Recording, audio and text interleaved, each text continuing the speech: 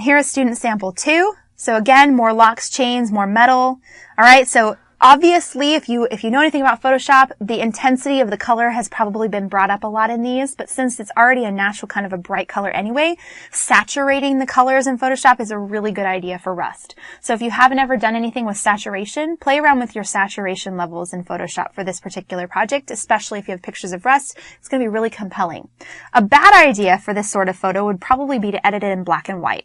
Black and white for Rust isn't going to be as exciting or interesting, so I would highly recommend you stay away from that, but do things that are more brilliant, more bright for your project, all right? So this is sample 2. Let's look at our last one. All right, so again, more Rust, more vibrant, more saturated looking images. So we've got a lock and some chain right here and a gate, right? And then we've got some old rusted fire alarm kind of piping and things like this, and then just an old rusted tube happening over here. Make sure that you kind of note that the way that each of these collages has been laid out is different. Again, we want to pay attention to how they relate to one another. In this particular series, for example, notice that the composition is a line here, it's a line here, and it's a line here. So it's actually repeating that same shape over and over, and they're relating to one another as it's being created. So it's not just, locks, chains, and metal of all these different things. It is, but they're actually compositionally related. So that makes it a really interesting photograph that all goes together.